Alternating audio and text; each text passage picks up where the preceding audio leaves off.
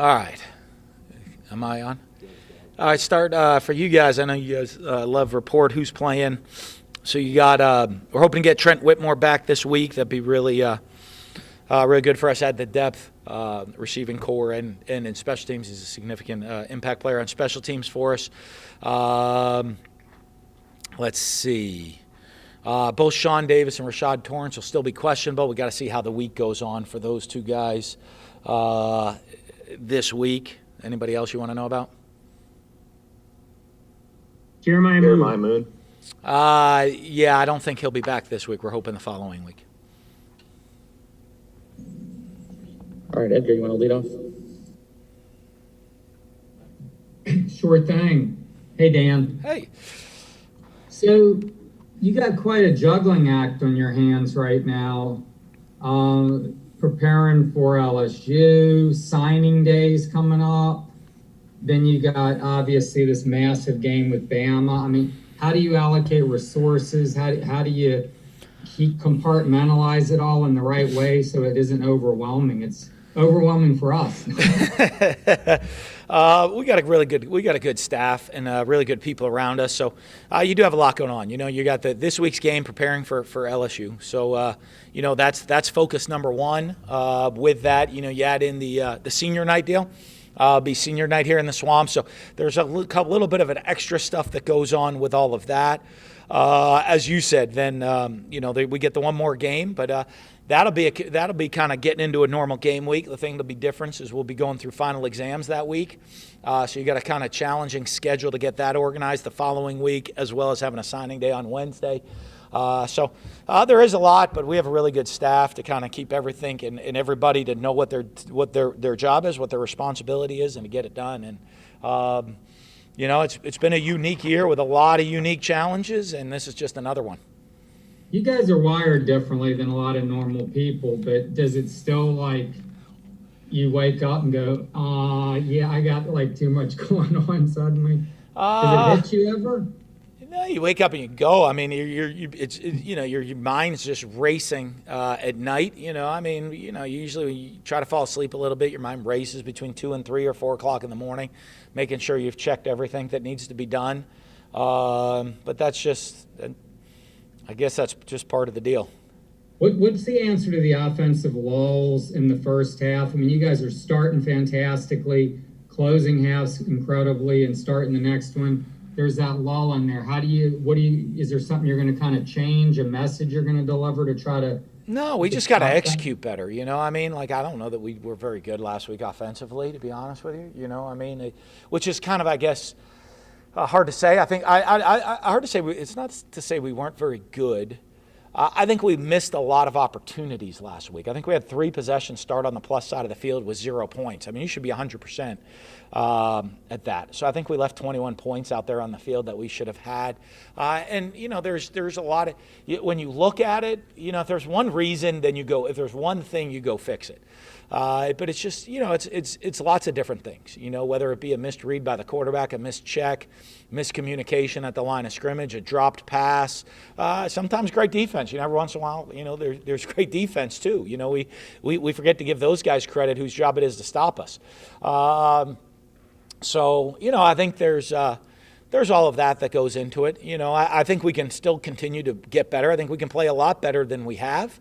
But I think we also, as a team, do everything that you need to do to win games. You know, I mean, last week's game's a great example. We take a 3-0 lead. Yeah, so we're playing with a lead. They come back, score to make it 7-3. We immediately go to 10-7 to take the lead right back from them. You know, then at the end of the half, they give us the ball, and it's, you know, they give us the ball, and it's 10-7. And the next time they touch the ball, it's 24-7. You know, so all those little things that we do that we need to do to win. It's 31-7. We kind of put the game away, and it's over, you know, in the fourth quarter. And then, you know, but then we make the mistakes where we get the ball on the plus side of the field. We don't score offensively. You know, like you said, we miss some opportunities. I know we want to be efficient, score every time we have the ball. That doesn't always happen. Defensively, have a big lead. We kind of play a little bit softer to make them eat up the clock and kind of run out the end of the game. And, and then we give up touchdowns that we don't need to be giving up at the end of the game. Guys need to come up and step up and make plays. So, there's all those little things that I think we can play better. But as a team, I'm really happy because we're doing what you need to do to win as a team from 1 week to the next. Thank you, Dan. Mm-hmm. Matt. Hey, Dan, you said the other night that the college football playoff committee and all that stuff, the strength of scheduling, as you see it, is going to be a big deal here going forward. Why are you kind of wanting to read a lot into it? Because this is just such a different year than most. Well, I mean, every year they talk about that. Shouldn't it be strength of scheduling is what matters. So I don't know why it should be different this year than other years. You know what I mean? Of that, why would you, your criteria, why change it from strength of scheduling ever, right? I mean, either we should encourage you to play the toughest schedule you can play and encourage you to do that, and you should get rewarded for playing a tough schedule and winning a lot of games. I don't know. That's just me, but maybe I'm not on the playoff committee, so that's a great question for the playoff committee members of why criteria should change every year. Sure, I understand that. But at the same time, when you are putting together your future schedules, this is something that you're going to view just as another data point in how they come up with. Yeah, something that you probably should really pay attention to. You know what I mean? If it is all about, if strength of schedule or you're going to play a tough schedule doesn't reward you, I don't know, I would guess if you're an AD, that would be a message to make it, go out there, I guess. If you want to get in the playoffs, try to schedule an easiest schedule as possible. Okay, gotcha. Thank you. David. Coach, coming off the worst running game performance of the season, after you watched film yesterday, how would you assess the issues in the run game versus Tennessee? Yeah, we missed a couple blocks. We didn't really try to run the ball very much, right? I think our backs had like 4 or 5 carries. That's about it. So they were giving us the pass game, so we just kind of stuck with the pass game. All right, one more. After 6 sacks versus Tennessee, you guys already have 30 sacks on the shortened season, and that's a number you guys have hit all 3 seasons here. Many players contributed to that. How does that success keep going, no matter who's lining up at on the defensive line or linebacker for Florida? Well, I think we have great athletes out there. I think certainly Todd does a good job of getting players in position to make plays. I think game situation puts pressure on people and change what they want to do within the course of a game and force them to be uncomfortable and play out of what their maybe game plan was, and allows us, which we want to be a fast, physical, aggressive defense, and come after the quarterback and disrupt quarterback play. And so we've been able to do that again this year. That's part of our defensive style.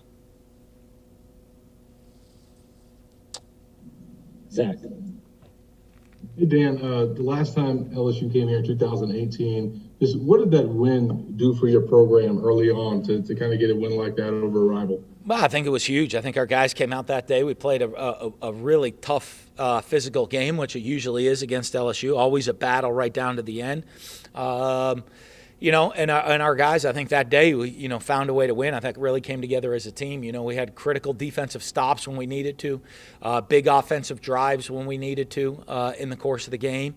Made a lot of big plays that day. So I think anytime you do that, I think there's that can be a huge boost for the confidence of the guys, and especially in our first year here in the program was a big boost. For our guys trying to believe and understand what we were trying to accomplish and what we'd be able to do in the future. And then your thoughts on this year's LSU team, obviously coming off that national championship, definitely not having the type of year that they would want to have, but still got a lot of talent, I'm sure, on that. They got a lot of talent. They put up a lot of points, can score points in a hurry offensively. They lost a lot of guys, so they're a young football team, lost a lot of guys to the off of that last year's team. And you look, a lot of times you have a team that goes on a championship run like they did last year. They do it with a very veteran group of guys, and then all of a sudden, the next year, a lot of those veteran guys are gone. But they have a tremendous amount of talent. A lot of guys, some playmakers and mismatches on offense from the running backs, different wideouts that can cause you issues. They got a really athletic tight end in the passing game.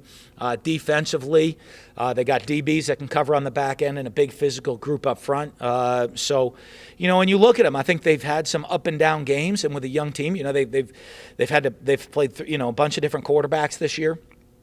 So when you're going through all of those different changes and things that are happening, you can see. But, they have a couple dominating wins where they came in and blew people out, a couple of games that went right down to the wire for them. They've had a couple of games where, I'm sure it kind of went the wrong way for them with a young team, how they didn't expect it to go and ended up on the short end of those games. So, you see a lot of different things from them. As a team that as a young team, they're growing, learning, but a dangerous team because they have weapons all over the field. Thanks, Dan. Cassidy. Hey, Dan. Going back to that 2018 game, after the game, you said in your post-game interview, this is what the Swamp should be. This is what Florida football should be. And at the time, that game was seen sort of as an outlier. That was the big game for that year. Do you feel like now, 3 years into the program, that you've gotten the program to where that's the standard, to where every game is like that? I know this year it's weird with the crowd, but essentially, do you think 3 years in, the program is where it should be at this point? Yeah, we're pretty pleased. Our goal is to compete for championships, and we're doing that this year, having the opportunity to go to Atlanta.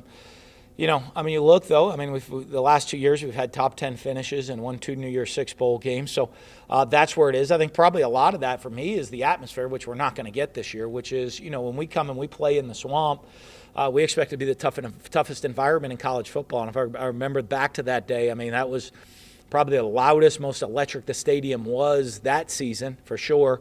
And it kind of reminded me of what it was back in the national championship years. And so, anytime we step into the Swamp, I want our players to play at an extremely high level. But, the Gator Nation's so critical to give you that home field advantage, that energy, that excitement. And I know they did it that year, in that game. And so, moving forward, though, that is what we expect. I love, playing for championships, playing top-level football, and when we get the opportunity to be at home, have the best home field advantage in college football. Thank you. That was my follow-up to Zach's. Here's my actual question. When you have a night like you did the other night where you think it was, 19 rushing yards, the lack of running game is one of the few knocks on this offense. But when you have a quarterback like Kyle and you have the receivers who can go downfield, is the running game not there because the passing game is so strong, or does the passing game have to be strong because the running game's not there? Well, it can be a little bit of everything depending on the game and how it goes and what we do and how the game's going and how it's playing out. So there's not a specific answer to that. I don't really, to be honest with you, go back to the game, I don't really think we tried to run the ball very much. So we could go spend a lot of time and we could go run the ball. We'll find a way to run the ball and go do it. Probably slow the game down, ball control, grind it out. But that doesn't really fit the strength of our team right now when, we have success throwing it and can create matchups all over the field that cause problems for people. So, I think it's a lot about what we want to do. It'd be one thing if, I don't know, whatever, I didn't look at the numbers. I don't think we were run efficient. That was disappointing. A couple 17 rushes of 66 plays, 17 rushes. Yeah, and a couple of them are sacks, right? Because they count as rushes. So, we really didn't run the ball that much, and a couple of them were at the end of the game. We're trying to kill the clock too. So, if we ran the ball 40 times and didn't have many yards, that would probably go into the concern area. The fact that we weren't really trying to run it doesn't really throw it into my concern area. Thank you. Nick. Hey, Coach. Senior day, senior night, Saturday. How does that change, I guess, just procedurally, a normal game? And then how is it different this year because of COVID and restrictions? As you said all the different things on me, I haven't even got to that yet. I got a lot going on right now. I'll figure that out sometime later this week. Do you ever feel for the seniors, just because this is probably just not the way they envisioned their senior season? You talked about stadium capacity and things like that, just everything all the weird, unique things that they've had to go through this year? Well, I think for them, they envisioned their senior year going to Atlanta and playing for an SEC championship. So I think that's probably what as they would view it, what is really important. And so it actually is kind of probably exactly how they envisioned it.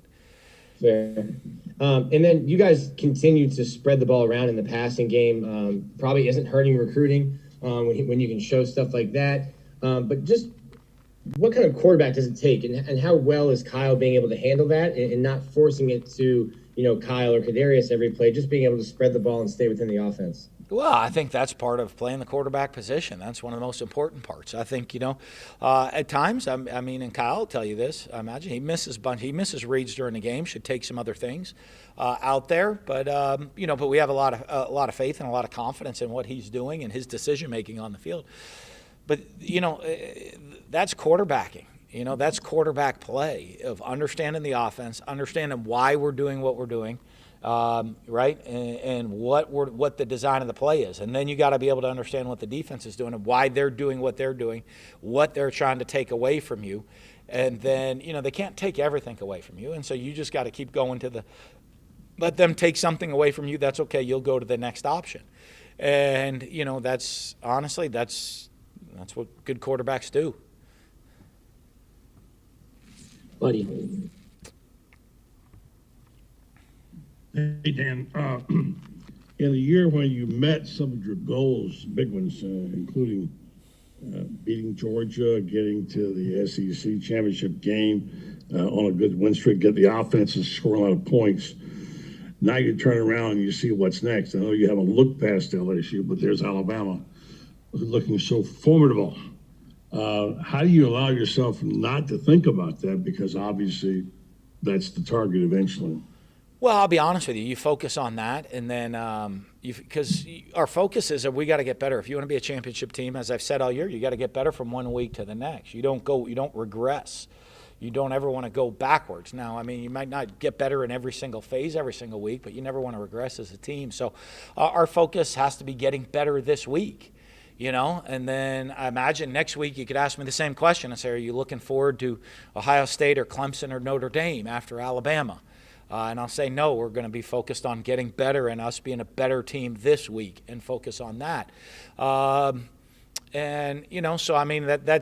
just the simplicity of it all. I know it sounds like coach talk, but the reality, if you want to be a great football team, you focus on the task at hand. The task at hand is us getting better as a team, preparing, practicing better this week than we did last week, playing with more effort and strain, being more efficient on offense and making bigger plays on defense than we did last week. And then taking this week's game plan and applying it to LSU and doing it better than we applied last week's game plan to Tennessee, and we get better as a team.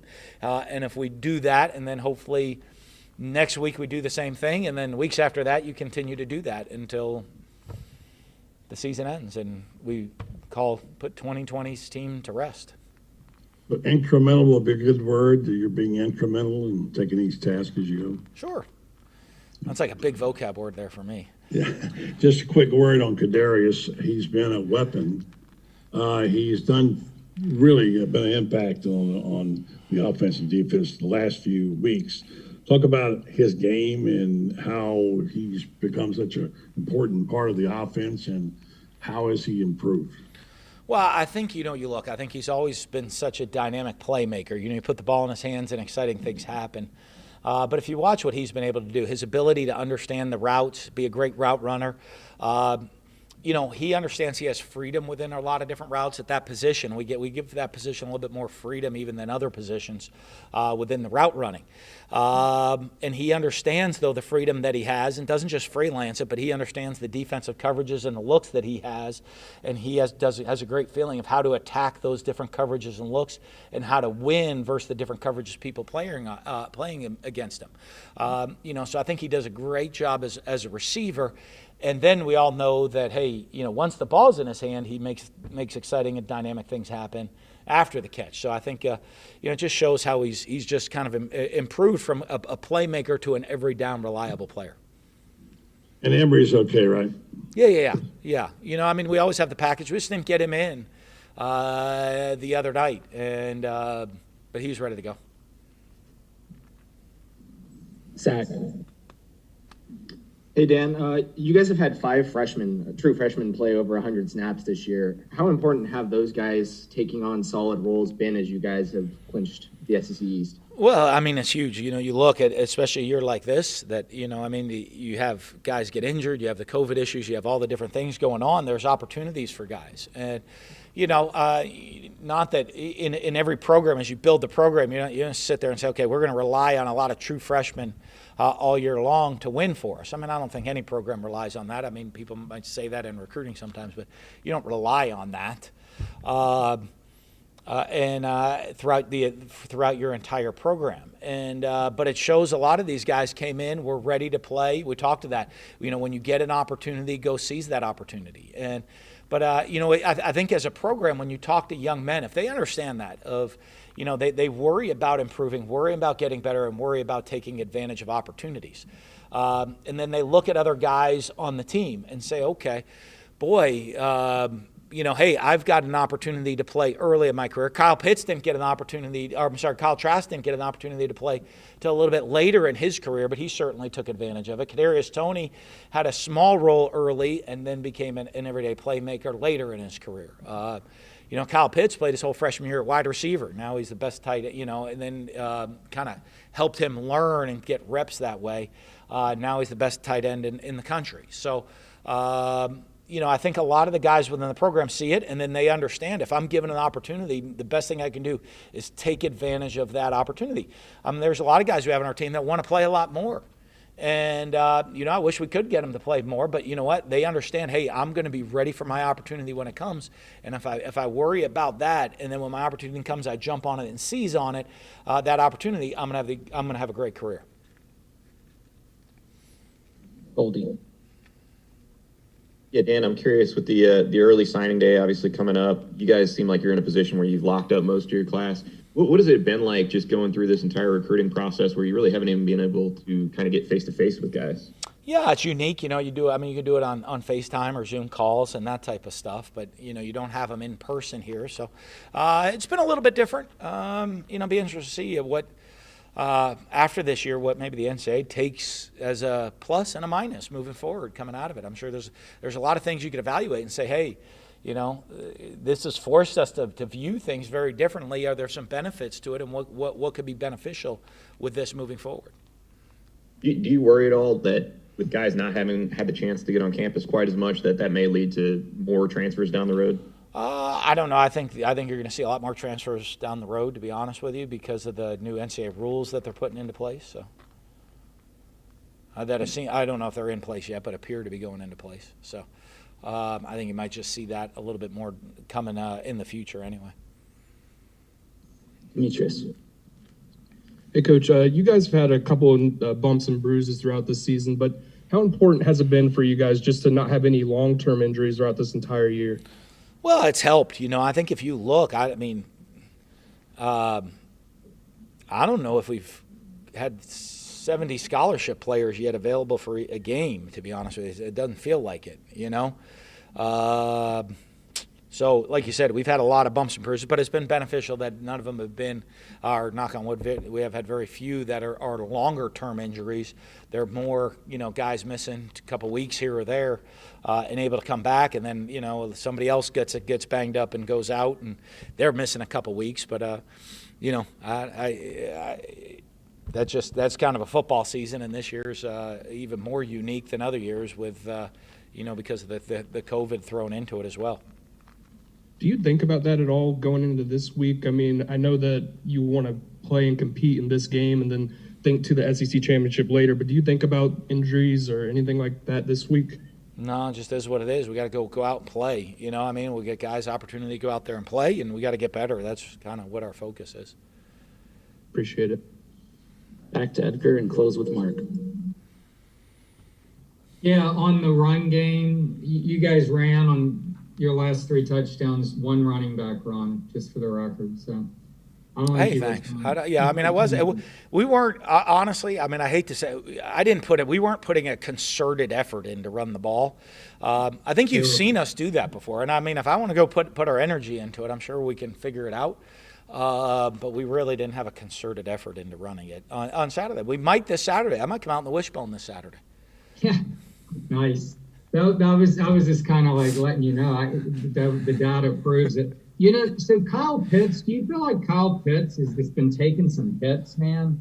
I mean, he got a shot on the sideline that kind of the other day. I mean, do you think teams are really just like going after the guy a little bit? I don't know. He's a big guy, though. He catches the ball. He's an athlete in the open field, and he's a big guy. So, I mean, I think people look, if you want to tackle him, you better throw everything you have into him right there. You know what I mean? So, when you're 6'6", 240 something, you got to put a lot of oomph to even try to get him down on the ground. So, no, I mean, he's responded pretty. I mean, he's done a great job of that all year of being a physical player. 12 seniors, and I counted just now, I think 12 that were here during 17, and some before that in 16, like Kyle and some others. What has this class done and overcome, and what are you going to think about this class years from now, you think?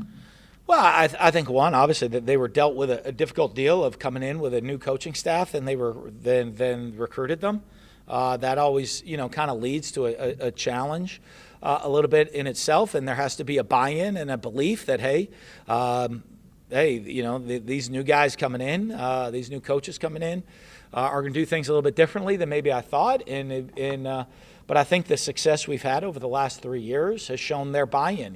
That we came in, we said, hey, if you buy in and believe in what we're doing, we're going to have the opportunity to compete for championships. And, I'm sure most of them are very thankful they bought in. They believed in what we're trying to do. And, here they are, their senior year, getting to go compete for a championship.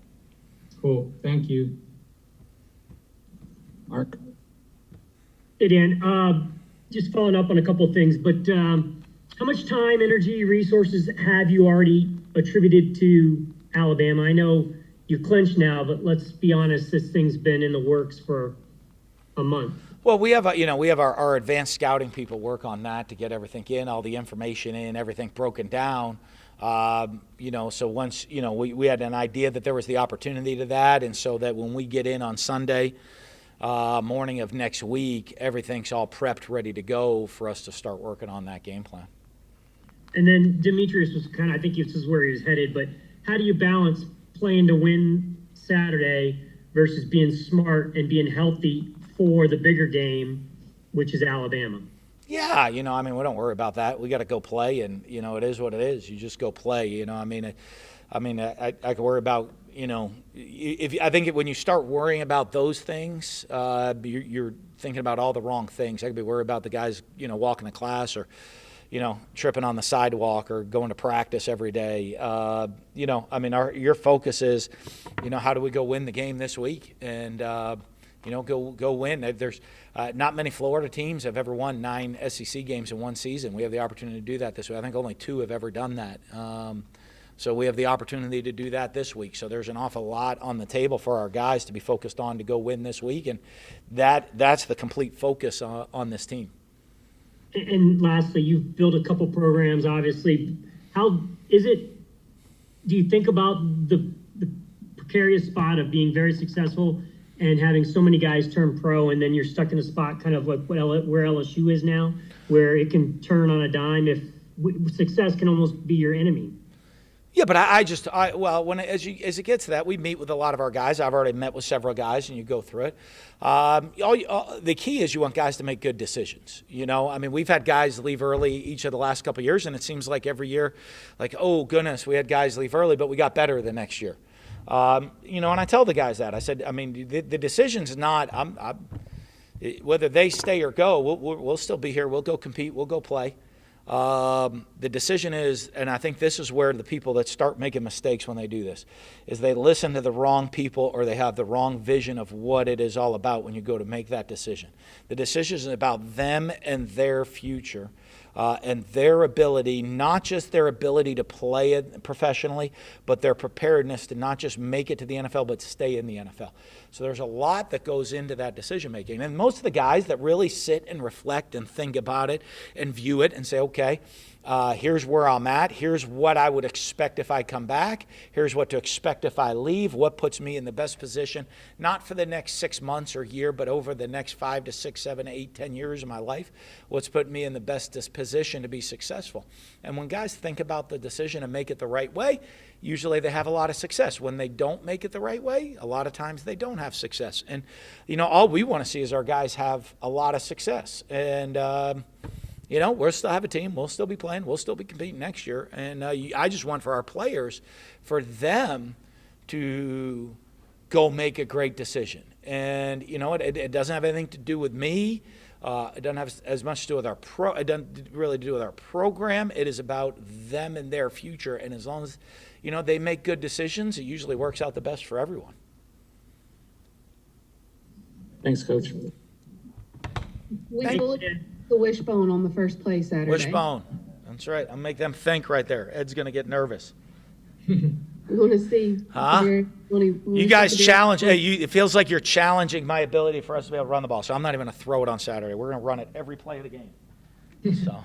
I think I can't imagine how much we'd be ripping you for running the ball with Kyle Trask, Kyle Pitts, Kadarius Toney, and if we had run it 60 times on Saturday and only thrown for like 120 yards, you'd be like, "What are you doing?"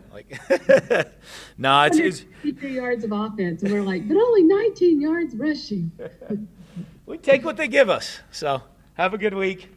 Thanks, Dan.